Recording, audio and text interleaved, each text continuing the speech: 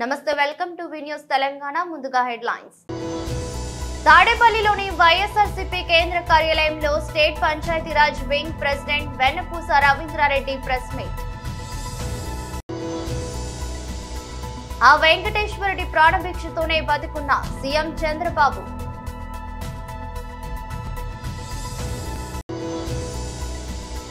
అసెంబ్లీలో మాట్లాడిన మాజీ మంత్రి ఎమ్మెల్యే హరీష్ రావు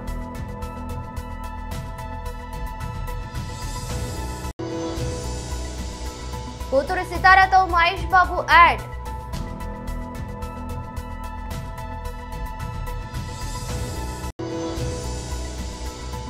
దేవాలయాల భూములను కాపాడాలని అసెంబ్లీ సాక్షిగా మాట్లాడుతున్న ఆదోని ఎమ్మెల్యే పార్థసారథి తాడేపల్లిలోని వైఎస్ఆర్సీపీ కేంద్ర కార్యాలయంలో స్టేట్ పంచాయతీరాజ్ వింగ్ ప్రెసిడెంట్ వెన్నపూస రవీంద్రారెడ్డి ప్రెస్ మీట్ నిర్వహించారు. ఇది మేము చెప్పేటువంటి వైఎస్ఆర్సీపీ వాళ్ళు చెప్పేటువంటి లెక్కలుగా మీ ప్రభుత్వం విడుదల చేసినటువంటి లెక్కలని చెప్పేసి ఈ సందర్భంగా నేను చూపించేటువంటి ప్రయత్నం చేస్తున్నా. అంతేకాదు పవన్ కళ్యాణ్ గారు మొన్న జరిగినటువంటి సాధారణ ఎన్నికల తర్వాత జరిగినటువంటి ఎన్ఆర్ఈజీఎస్ వర్కుల్లో కూడా 4.18% అంటే 9/1/2025 వరకు 9/1/2025 సంవత్సరం వరకు జరిగినటువంటి పన్నుల్లో 4.18% అవినీతి జరిగిందని చెప్పేసి మీ ప్రభుత్వం విడుదల చేసేటువంటి లెక్కాచారాలు చాలా స్పష్టంగా చెప్తున్నప్పటికీ కూడా ఇవన్నింటినీ మూచిపెట్టేటువంటి ప్రయత్నం పవన్ కళ్యాణ్ గారు చేస్తున్నారు. ఎందుకంటే తెలుగుదేశం పార్టీ నాయకులు రాసిచ్చినటువంటి కాకమ్మ కథలు ఈ రోజు తీసుకొచ్చి చదివేటువంటి ప్రయత్నం చేస్తున్నటువంటి పవన్ కళ్యాణ్ అని చెప్పేసి ఈ సందర్భంగా నేను ఆరోపిస్తా ఉన్నాం. అంతేకాకుండా ఈ రోజు తెలుగుదేశం పార్టీ హయాంలో 2014 నుంచి 19 వరకు నీరు చెట్టు పేరుతో ఎక్కడ కూడా కనీసం సాక్ష్యాధారాలతో కూడినటువంటి పనులు కూడా కాకోకుండా అవి ఏం పనులు జరిగినాయి ఎక్కడికి వినా కూడా విట్నెస్ లేనట్టు తెలుగుదేశం పార్టీ వాళ్ళు మనకి అప్పుడు చూసినా ఇప్పుడు చూసినా ఎక్కడ కూడా కనీస సాక్ష్యాధారాలు లేనటువంటి పనుల్ని వాళ్ళు ఎంచుకుంటారు, ఆ పనుల్ని చేస్తారని చెప్పి కూడా ఈ సందర్భంగా తెలియజేస్తా ఉన్నాం. 14 నుంచి 19 వరకు దాదాపు 5,000 కోట్ల రూపాయల పైచిలుకు నిధులతో ఈరోజు నీరు చెట్టు పథకాన్ని అమలు చేశారు. ఎక్కడైనా ఏ గ్రామంలోనైనా ఆ పనులకు సంబంధించినటువంటి అవశేషాలు కూడా ఎక్కడ కూడా కనీస కనుచూపు మేరలో కూడా కనపరావు.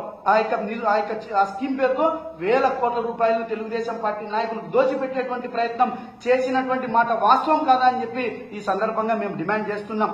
అంతేకాకుండా 2014 నుంచి 19 వరకు ఫారం పనుల పేరుతో 11 లక్షల ఫారం పనులను తొయ్యామని చెప్పేసి 5,940 కోట్ల రూపాయలను ఆ రోజు తెలుగుదేశం పార్టీ నాయకులు దోచుకోవడం జరిగింది. నేను అనంతపురం జిల్లా పరిషత్ ప్రతిపక్ష నాయకుడు ఉన్నప్పుడు అనంతపురం జిల్లాలో 1,00,000 ఫారం పనుల పేరుతో 543 కోట్ల రూపాయలను డ్రా చేస్తే మేము ప్రత్యక్షంగా క్షేత్రస్థాయిలో విజిట్ కి వెళ్తే ఎక్కడ కూడా కనీసం బకెట్ నీళ్లు నిలబడేటువంటి గుంతలు కూడా తీసినటువంటి పాపాన పోలేదు.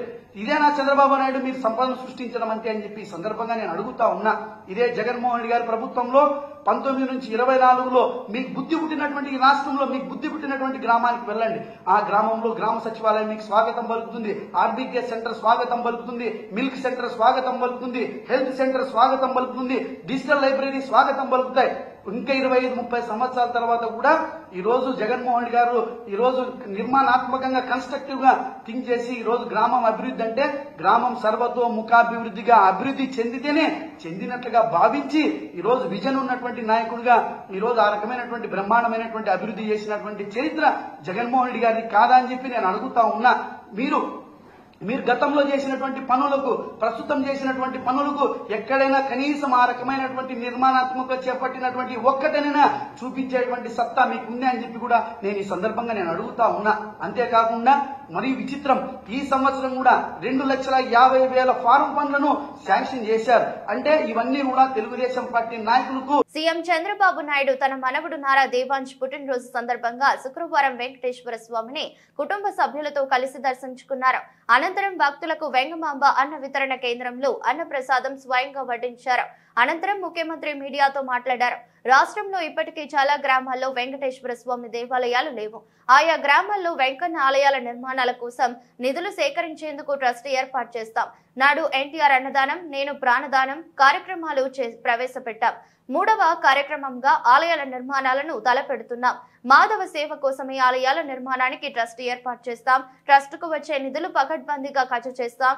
వెంకటేశ్వర స్వామి ఆస్తులు ఎవరు కబ్జా చేసినా వాటిని తిరిగి దేవుడికే చెందేలా చేస్తామని చంద్రబాబు చెప్పారు. అందరికీ నమస్కారాలు.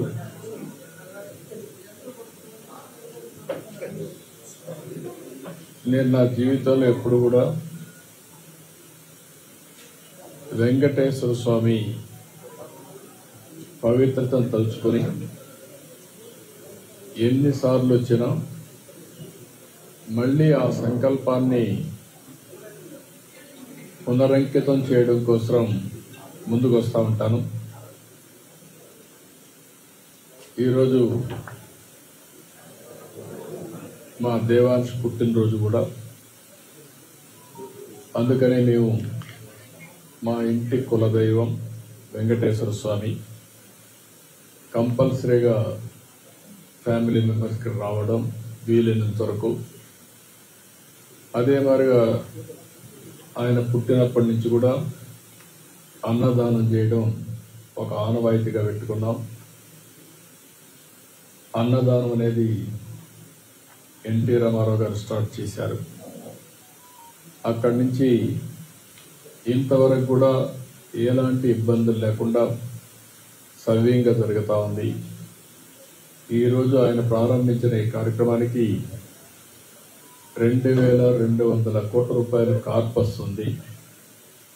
ప్రతి సంవత్సరం ప్రతిరోజు ఎంతోమంది భక్తులు వచ్చి అన్నదానం ట్రస్ట్కి డొనేట్ చేస్తున్నారు, లేకపోతే ఆ రోజుకి వాళ్ళే విరాళాలు ఇచ్చి నిర్వహించే పరిస్థితికి వచ్చారు. ఇది ఒక మహత్తరమైన కార్యక్రమం. ఇది శాశ్వతంగా జరుగుతుంది. ఈ సందర్భంగా మేము అక్కడికి వచ్చినప్పుడు కాంట్రిబ్యూట్ చేయడమే కాకుండా నేరుగా అక్కడ ఎవరైతే భక్తులు ఉన్నారో వాళ్ళకి అన్నం వడ్డించినప్పుడు ఉండే తృప్తి ఎలకట్టలేదు. అందుకనే ఫ్యామిలీ మెంబర్స్ అందరూ కూడా సర్వ్ చేశాం. మేము సర్వ్ చేయడమే కాకుండా భావితరాలకు కూడా గుర్తు చేసుకునే విధంగా సంస్కారాన్ని నేర్పిస్తున్నాం. ఇలాంటి కార్యక్రమాన్ని ప్రతి ఒక్కరికి కూడా విజ్ఞప్తి చేస్తున్నాం. మనం బాగుండడం కాదు, సమాజ హితం కోసం అందరం పనిచేయాల్సిన అవసరం ఉంది.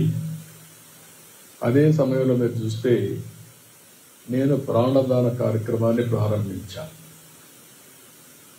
బ్రహ్మోత్సవానికి వస్తూ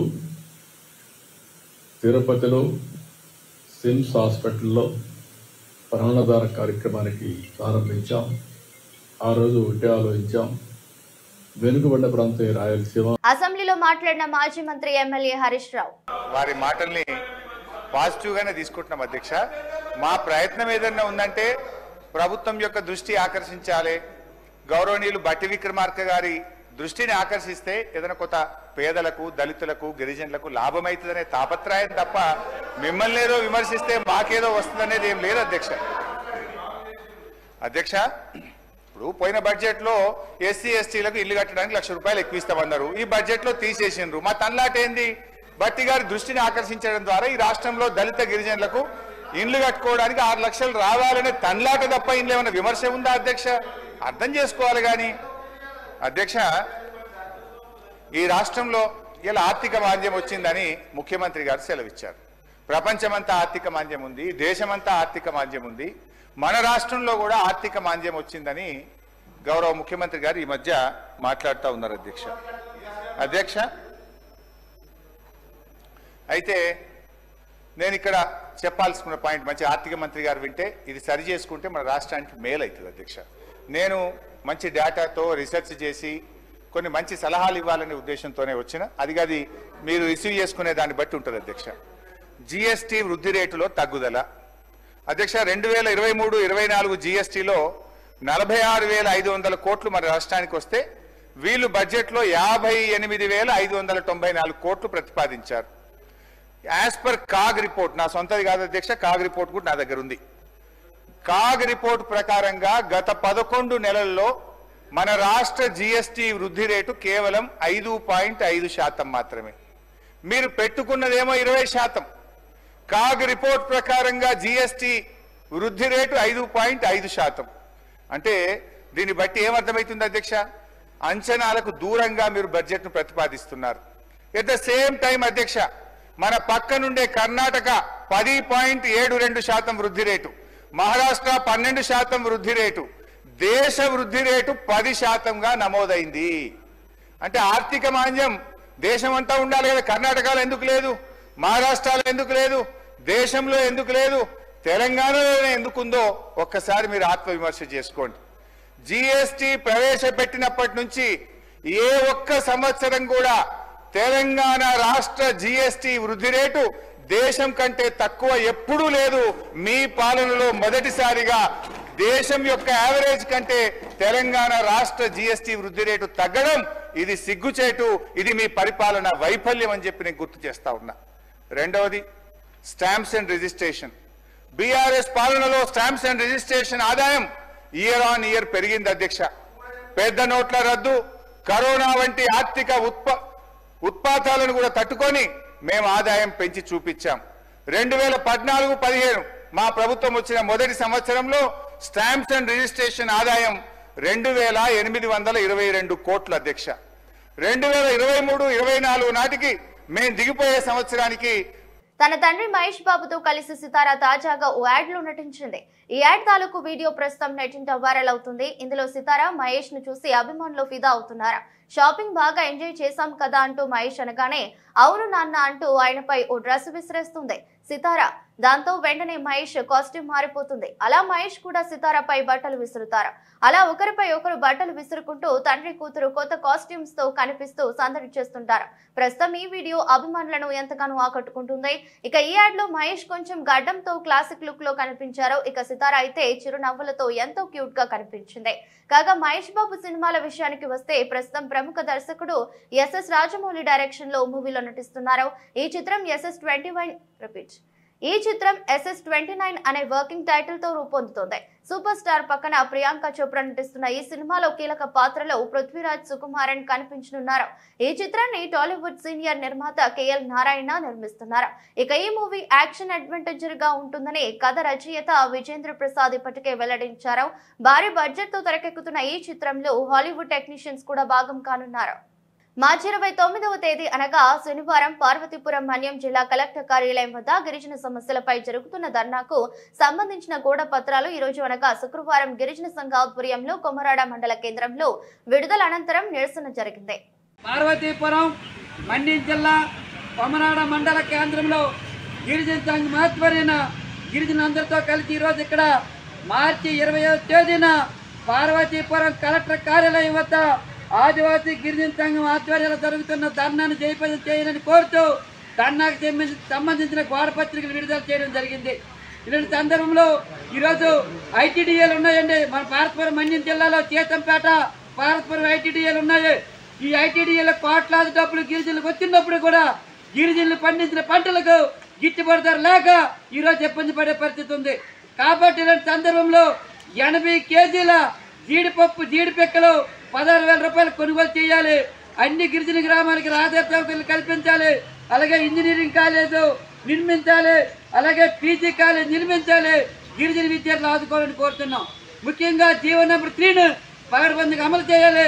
1/70 చట్టాన్ని అమలు చేయాలి. అన్ని గిరిజన గ్రామాలను 1/70 చట్టాల్లో చేర్చాలి. కొన్ని గిరిజన గ్రామాలు 1/70 చట్టాలు ఉండడం వల్ల మిగతా గ్రామాలు గిరిజన లేకపోవడం వల్ల గిరిజన యువత యువకులందరూ కూడా ఈరోజు రోడ్ల పాలయ్యే పరిస్థితి ఉంది. ఎంత చదువుకున్నా సుఖం లేని పరిస్థితి ఉంది. ఈరోజు పక్క శ్రీకాకుళం జిల్లాలో జీడి పరిశ్రమలు ఎక్కడ పడితే అక్కడ ఉండడం వల్ల జీడి కిలో 200 రూపాయలు కొనుగోలు చేసే పరిస్థితి ఉంది. ఇక్కడ జీడి పరిశ్రమ మన పార్వతీపురం మన్యం జిల్లా లేకపోవడం వల్ల మధ్య దళారులు 60 రూపాయలకి 70 రూపాయలకి కొనుగోలు చేసి గిరిజన రైతుల జీవితాలతో ఆడుకునే పరిస్థితి ఉంది. కాబట్టి ఇలాంటి సందర్భంలో వెంటనే జీడి పరిశ్రమ పార్వతీపురం అలాగే జీడి పరిశ్రమలు తాలూరు పురపాము గుమలక్ష్మపురం కొమరాడ మండలంలో నిర్మించి గిరిజనులు పండించిన జీడి పిక్కలను 80 కేజీల 16,000 రూపాయలు కొనాలి. చీపులు కొనుగోలు చేయాలి. చింతపండు ధర గిట్టుబాటు ధర కొనుగోలు చేసి అన్ని విధాలుగా గిరిజనులు ఆదుకోవాలని కోరుతూ ఈ నెల 29న పార్వతీపురం మన్యం జిల్లా కలెక్టర్ కార్యాలయం వద్ద పెద్ద ఎత్తున ధరలే ఉంది. కాబట్టి గిరిజన యువకులందరూ పెద్ద ఎత్తున పాల్గొని జయప్రదం చేయాలని చెప్పి ఈ సందర్భంగా గిరిజన ప్రజలకు కోరుతున్నాం. దేవాలయాల భూములను కాపాడాలని అసెంబ్లీ సాక్షిగా మాట్లాడుతున్న ఆదోని ఎమ్మెల్యే పార్థసారథి రాష్ట్రంలో దేవాలయాల భూములు ఆక్రమించుకుంటున్నారు. హిందువులు నమ్మిన గుడికి దేవుడికి తమ తరువాత కూడా ధూపదీప నైవేద్యాల కోసం ఇబ్బంది ఉండకూడదని ఆస్తులో పొలాలను ఇస్తారు. ఇలా రాష్ట్రంలో హిందూ దేవాలయాలకు మొత్తం ఉన్న భూములు 4,10,000 ఎకరాలు. వీటిలో ప్రైవేటు వ్యక్తుల ఆక్రమణలో ఉన్న భూములు 1,13,000 ఎకరాలు. జీఓఎంఎస్ 211 2015 సంవత్సరం ప్రకారంగా హిందూ దేవాలయాల భూములు ప్రభుత్వ భూములు కాదు. వీటికి కస్టోడియన్, కాపలాదారు మాత్రమే. ఇలా హిందూ దేవాలయాల భూముల్ని కాపాడాల్సిన ప్రభుత్వాలు అవి ఆక్రమణలకు గురవుతున్న కఠిన చర్య తీసుకోకపోవడాన్ని నేను తీవ్రంగా ఖండిస్తా ఉన్నాను. ఇందులో మరొక కోణం కూడా ఉంది. ప్లాస్టిక్ అలవెన్స్ ఇస్తామని చెప్పి, అంటే ఆయా దేవాలయాలకు ఇవ్వాల్సినటువంటి రెంట్ లాంటిది గత ప్రభుత్వాలు వివిధ అవసరాల కోసం దశాబ్దాలుగా తీసుకున్న భూములు 34,000 ఎకరాలు భూమి తీసుకున్నారు. కానీ ఈ అలవెన్స్ ఆయా దేవాలయాలకు చెల్లించడం లేదు. ఇదేం తక్కువ డబ్బులేం కాదు. 2019 నాటికి ప్రభుత్వం 771 దేవాలయాలకు చెందించాల్సిన సొమ్ము సుమారుగా 1,000 కోట్లు. 2025 నాటికి వడ్డీతో కలిపి 2,400 కోట్లు అవుతుంది. దీన్ని ఎప్పుడు చెల్లిస్తారో ప్రభుత్వం సమాధానం చెప్పాలి. హిందూ దేవాలయాల జోలికొస్తే ఊరుకునేది లేదు. ఆలయాల భూములు ఆక్రమిస్తే కఠినంగా శిక్షిస్తామనే విధానం ప్రభుత్వానికి ఉండాలని నేను కోరుకుంటా ఉన్నాను. మహదేవ్పూర్ మండల కేంద్రంలో కూరగాయల మార్కెట్ ఆవరణలోని మహాత్మా జ్యోతిరావు పులే విగ్రహం వద్ద బీసీ కులాల ఐక్య వేదిక అధ్యక్షులు సముద్రాల తిరుపతి ఆధ్వర్యంలో బీసీ రిజర్వేషన్ బిల్లు ఆమోదాన్ని హర్షిస్తూ ముఖ్యమంత్రి రేవంత్ రెడ్డి చిత్రపటానికి పాలాభిషేక కార్యక్రమాన్ని నిర్వహించారు. కాంగ్రెస్ పార్టీ మండల అధ్యక్షులు అక్బర్ ఖాన్ ఈ కార్యక్రమానికి అతిథిగా హాజరై మహానీయుని విగ్రహానికి పూలమాల వేసి ఘన నివాళులర్పించారు. కాంగ్రెస్ పార్టీ ఎన్నికల్లో ఇచ్చిన హామీ మేరకు బీసీ రిజర్వేషన్ బిల్లు 42% మరియు ఎస్సీ వర్గీకరణ బిల్లు ఆమోదించిన రేవంత్ రెడ్డిని తెలంగాణ ప్రభుత్వాన్ని కృతజ్ఞత పూర్వకంగా అభినందిస్తున్నామని సముద్రాల తిరుపతి తెలిపారు. కాంగ్రెస్ ప్రభుత్వం మన అసెంబ్లీలో 42% రిజర్వేషన్ కల్పించినందుకు ప్రభుత్వానికి ధన్యవాదాలు తెలుపుతున్నాం. దీంట్లో కూడా ముఖ్యమంత్రి గారికి మరియు బీసీ మంత్రి అయినటువంటి పొన్నం ప్రభాకర్ గౌడ్ గారికి మరియు జిల్లా శివరావు గారు మరియు బీసీ సంఘాల కోసం నిరంతరం పోరాటం చేస్తున్న రాష్ట్ర దేశ నాయకులైనటువంటి ఆర్ కృష్ణయ్య గారికి మరియు పి రామకృష్ణయ్య గారికి మరి మనకు ఇదివరకే జ్యోతిరావు పూలే మరి సావిత్రిబాయి గారు కూడా బీసీల కోసం ఆ రోజు నుంచి ఈ రోజు వరకు వీళ్ళంతా పోరాటం చేస్తున్న కూడా మనకు చట్టసభ లోపల బీసీలకు రిజర్వేషన్ ఎస్సీలకు రిజర్వేషన్ ఏ విధంగా కావాలనేది వాళ్ళు రాజ్యాంగంలో రాసిన సందర్భంగా ఆ రోజు నుంచి ఇప్పటి వరకు కూడా మనకు రాజ్యాంగం లోపల బీసీల రిజర్వేషన్ అమలు కాలేదు. కానీ ఈరోజు మన రాష్ట్ర ముఖ్యమంత్రి అయినటువంటి మన రేవంత్ రెడ్డి గారు నమ్మున్న లీడర్గా అసెంబ్లీ లోపల బీసీలకు 40% రిజర్వేషన్ కల్పించినందుకు ముఖ్యమంత్రి గారికి ధన్యవాదాలు తెలుపుకుంటూ పాలాభిషేకం చేసుకుంటూ వారికి ధన్యవాదాలు తెలియజేసుకుంటూ ఇప్పుడు చక్క మురళి గారిని మాట్లాడాల్సిన ప్రజలు గారు రండి ఇప్పుడు దేవరావు గారు 2 నిమిషాలు మాట్లాడాల్సిందే కోరుతున్నాను.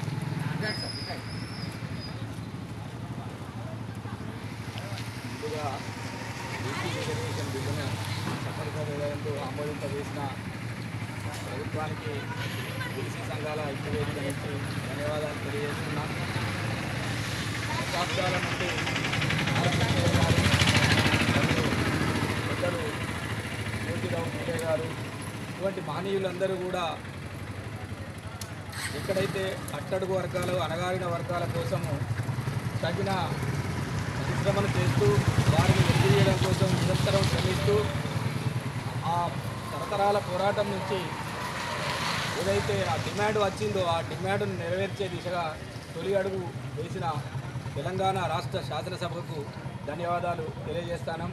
అలాగే మహనీయులందరూ పోరాటాలు చేయాల్సిందే. పోరాటం చేస్తే పోయేది ఏమీ లేదు, తరతరాల దాస్య శృంఖలాలు తప్ప అని చెప్పేసి మహాకవి శ్రీశ్రీ అన్నట్టుగా వాళ్ళందరూ వాళ్ళ జీవితాలను బలంగా పెట్టి పోరాటాలు చేసిన ఫలితంగానే ఈరోజు ఇటువంటి తొలి అడుగు పడడానికి పునాది వేసిన వాళ్ళు అయినారు. ఎట్లయితే మాదిగ రిజర్వేషన్ పోరాట సమితి ద్వారా మందకృష్ణ మాదిగ కావచ్చు, ఇటు కృష్ణయ్య గారు కావచ్చు, వీళ్ళ పోరాటం జీవితకాల పోరాటం ఫలించే దశకు చేరినందుకు వాళ్ళు బ్రతికుండగా ఇది సాధ్యమవుతుందా అని చెప్పేసి మేము అనుకునేది. కానీ ఆ దిశగా తెలంగాణ శాసనసభలో వాళ్ళ తీర్మానం చేసినందుకు ప్రభుత్వానికి ధన్యవాదాలు తెలియజేస్తున్నాం. అమెరికా అధ్యక్షుడు డొనాల్డ్ ట్రంప్ మరో సంచలన నిర్ణయం తీసుకున్నారు. ఏకంగా విద్యాశాఖనే ఎత్తేశారు. ఈ మేరకు విద్యాశాఖ మూసివేత ఉత్తర్వులపై ట్రంప్ సంతకం చేశారు. వైట్ హౌస్ లో పాఠశాల విద్యార్థులతో జరిగిన ప్రత్యేక కార్యక్రమంలో పాల్గొన్న అనంతరం ఆయన నిర్ణయం తీసుకున్నారు. విద్యాశాఖ ద్వారా ఎలాంటి ప్రయోజనం లేదని, దాని అధికారాలను రాష్ట్రాలకు తిరిగి అప్పగిస్తామని ట్రంప్ పేర్కొన్నారు. అయితే విద్యార్థుల ఫీజు రాయితీలో కొన్ని ముఖ్యమైన పథకాలను కొనసాగిస్తున్నామని ఆయన హామీ ఇచ్చారు. ట్రంప్ చర్యను డెమోక్రాట్లు తీవ్రంగా విమర్శిస్తున్నారు. ఇది ఆయన తీసుకున్న అత్యంత వినాశకరమైన చర్యలలో ఒకటని వారు అభివర్ణిస్తున్నారు. విద్యాశాఖ అధికారాలను రాష్ట్రాలకు అప్పగించేందుకు అవసరమైన చర్యలు తీసుకుంటున్నామని విద్యాశాఖ మంత్రి లిండా మెక్కాన్ తెలిపారు. ప్రజలకు అందుతున్న సేవల్లో ఎటువంటి అంతరాయం లేకుండా చూస్తామని ఆమె స్పష్టం చేశారు. ట్రంప్ ప్రభుత్వంలో విద్యా వ్యవస్థలో సమూల మార్పులు తీసుకురావడానికి ప్రయత్నాలు జరుగుతున్నాయని ఆమె తెలిపారు. ట్రంప్ బాధ్యతలు స్వీకరించిన నాటికి విద్యాశాఖలో 4100 మంది ఉద్యోగులు ఉండగా వారిలో 600 మంది స్వచ్ఛందంగా పదవి విరమణకు ముందుకొచ్చారు. మిగిలిన సిబ్బందిని తగ్గించే దిశగా చర్యలు తీసుకుంటున్నారు. అవసరానికి మించి ఉన్న సిబ్బందిపై వేటు వేయడానికే ఈ నిర్ణయం తీసుకున్నామని లిండా మక్కాన్ తెలిపారు. కాగా విద్యాశాఖ మూసివేతపై ఎలాన్ మస్క్ తనదైన శైలిలో సోషల్ మీడియాలో పోస్టు పెట్టారు. విద్యాశాఖను ట్రంప్ సమాధి చేశారన్న అర్థం వచ్చేలా ఒక ఫోటోను పంచుకున్నారు. వార్తలు ముగించే ముందు మరోసారి హెడ్లైన్స్. తాడేపల్లిలోని వైఎస్ఆర్సీపీ కేంద్ర కార్యాలయంలో స్టేట్ పంచాయతీరాజ్ వింగ్ ప్రెసిడెంట్ వెన్నపూస రవీంద్రారెడ్డి ప్రెస్ మీట్. ఆ వెంకటేశ్వరుడి ప్రాణభిక్షతోనే బతికున్న సీఎం చంద్రబాబు.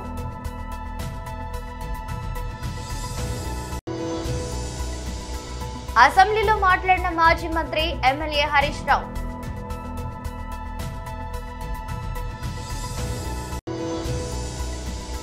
కూతురు సితారాతో మహేష్ బాబు యాడ్.